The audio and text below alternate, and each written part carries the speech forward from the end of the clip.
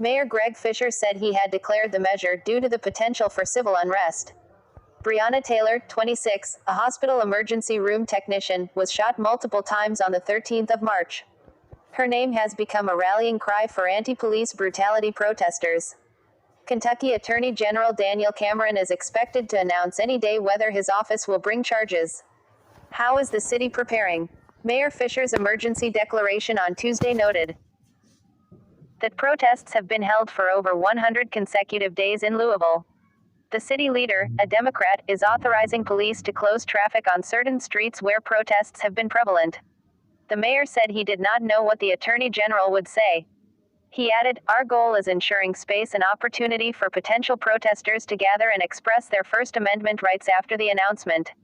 At the same time, we are preparing for any eventuality to keep everyone safe. Barricades are being erected around the city center to reduce access to the area, and the federal courthouse will be closed. The police department has canceled leave requests."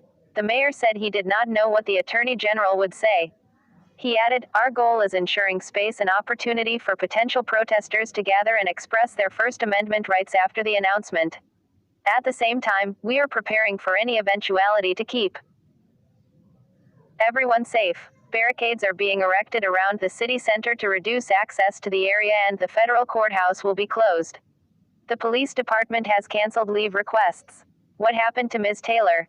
Shortly after midnight on Friday the 13th of March, she was in bed with her boyfriend, Kenneth Walker, watching a film when they heard a banging on the door.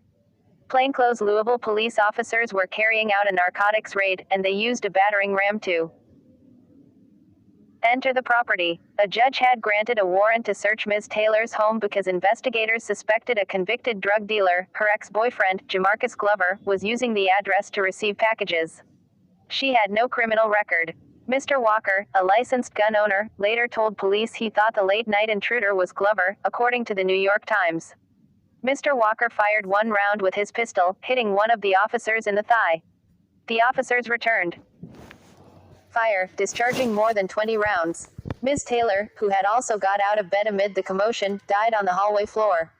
Her death certificate records 5 bullet wounds. The Louisville police officers were executing a no-knock warrant that allowed them to enter the property without announcing themselves. Mr. Walker and nearly a dozen local residents told local media that the officers had not identified themselves.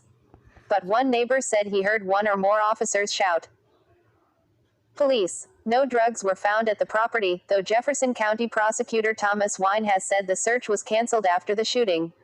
What happened to Breonna Taylor? What happened to the officers?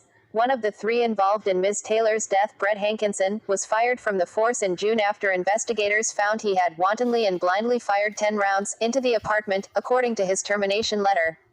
The other 2 officers who discharged their weapons that night, Sergeant Mattingly and Miles Cosgrove, have been reassigned to administrative duties. The Courier-Journal has reported that 6 officers are under internal police review for their role in the shooting. Sergeant Mattingly wrote an email on Saturday to more than 1,000 colleagues encouraging them and criticizing their city leaders and protesters.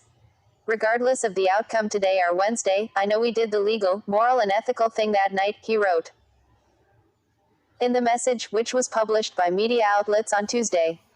"It's sad how the good guys are demonized, and the criminals are canonized. Your civil rights mean nothing," he added, "but the criminal has total autonomy."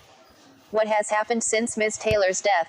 Glover, who was arrested on the same night of her death for drug possession, has said prosecutors pressed him to name her as a co-defendant in the case against him.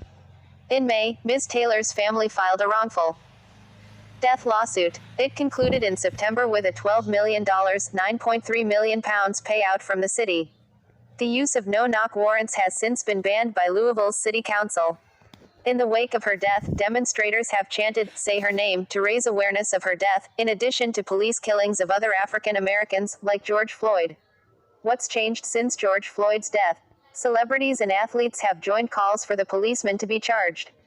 A magazine founded by U.S. talk show host Oprah Winfrey has funded billboards around Louisville calling for the officers to be arrested.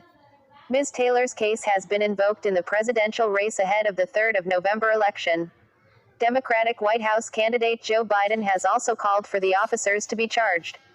President Donald Trump, a Republican, has not referred directly to the case, but he has made a call for law and order a central plank of his re-election platform. Like, share and subscribe my channel.